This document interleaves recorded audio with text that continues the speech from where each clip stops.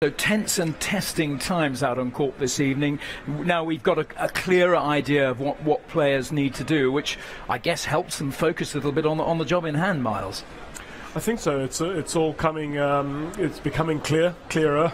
Andy Murray's got to go out there and win in 2 sets, which is pretty simple, isn't it? Who's the guy who's playing? Yeah, him. Yeah. So, but you know, I think again, I said the other day, he responds best to a crisis. He knew he couldn't afford to win. I couldn't afford to lose another match after he lost his first round. Came out and played really sharp tennis against Milos Raonic. Same thing now. He knows exactly what he's due. Can't afford any slip-ups against Federer. He knows Federer's going to come at him hard. They played as recently as Cincinnati just a couple of months ago when everybody knows Federer's playing this aggressive style of tennis. So he's going to have to match that, which I think is when Andy's playing at his best. I mean, both players know they're going to have to defend at times.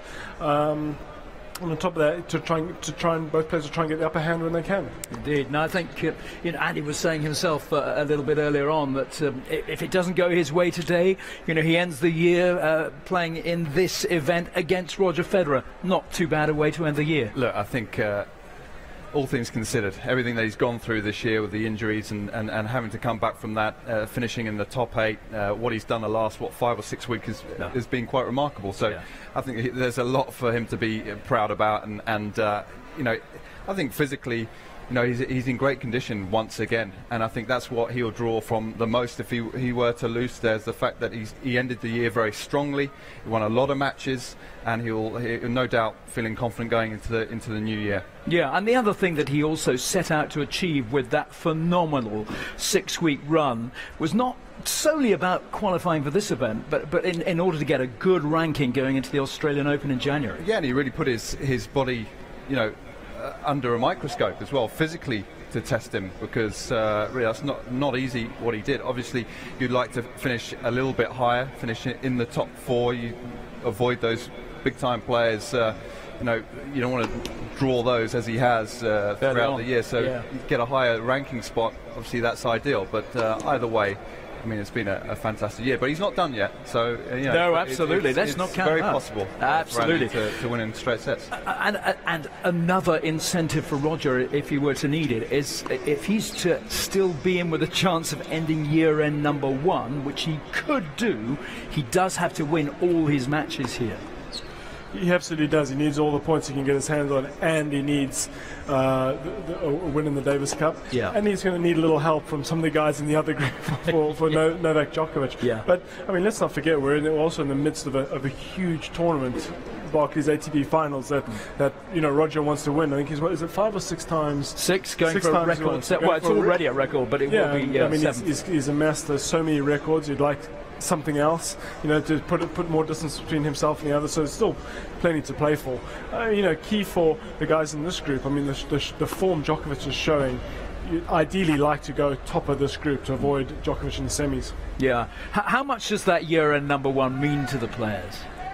I think, of course, it means a lot, but you've got to understand there's a process to get there as well. The outcome is to be number 1 in the world, but Roger Federer is going into this tournament just thinking about winning this tournament. If it comes with the number 1 ranking, great, and that's the same for Novak Djokovic. Novak Djokovic, I think a couple of weeks said well, you know what, I'm not that fussed about the number 1 spot. No, he is, but no question about that. But he's more interested in winning here, and if that means him being number 1 at the end, also, then that's great as well, a huge bonus. But, a few weeks ago on the TV, we did ask Federer if which would you prefer, another Grand Slam or world number 1? He said, well, actually, world number 1, because that's a sign that you've had a good year and a very consistent year throughout. And that's one of the ways he believes that you should judge how great a player is. So that longevity and being able to stick around and produce high level for a long time. Oh, Arvin's wondering a little bit about that. Yeah, no, I was that's what surprised. Well, exactly. I'm just surprised that Roger said that, actually, because I thought he would prefer another Grand Slam over the number 1. Who's to say he's not going to get both? And in fact, if you just look ahead to the start of next season and think about the ranking points that Novak has to defend, there's a chance that if Roger doesn't get to number 1 here this year, could do it early on next year, in fact. Yeah. Yeah, I think it's of course. I think when you've got two guys at the top there that are pretty close in the rankings, it can chop and change quite quickly. The way the system works, the way the rankings work, you have to defend those points every year, and if you don't do well or you don't kind of defend the points where you have done well, then your ranking may take a bit of a tumble. But I think when it comes down to rankings and being judged on that, I think it always comes down to the end of year ranking. What number do you finish the year? Got quite a few supporters, Roger. Seems quite popular, doesn't he? Well, this in the TV the other day. We are in Switzerland, aren't we? Yeah. But, I mean, we talk about the rankings and switching number one. Don't forget, it's actually Novak who could gain more than Roger in the Australian Open, at least to start, because he lost in the quarterfinals. Of course. Roger made the semi. So of course, after that, he had I think it was 4 Masters Series. Wins in a row, which was quite remarkable. But I think the big guys have lapped up the lion's share of all the points. So to any sort of slip up at these big tournaments when there's a lot of points on offer could be costly. Yeah, indeed. I wonder how much the other players will be focusing on this match tonight. Not least Novak Djokovic. Maybe he's seen enough of these guys in action before, but will he be keeping an eye on proceedings, do you think? I think he'll be watching the matches because he loves watching great matches, I would imagine, and loves watching matches like this. Two great rivals, 11 apiece. It's a great rivalry here, and I don't think he'll be too concerned and too worried about how they're playing. I think he's played them enough. He knows their games inside out, and he doesn't have to really worry about that yet because he doesn't know what the placings where everyone's going to be finishing within their group. But if you're a tennis fan, you're going to watch this match. For sure.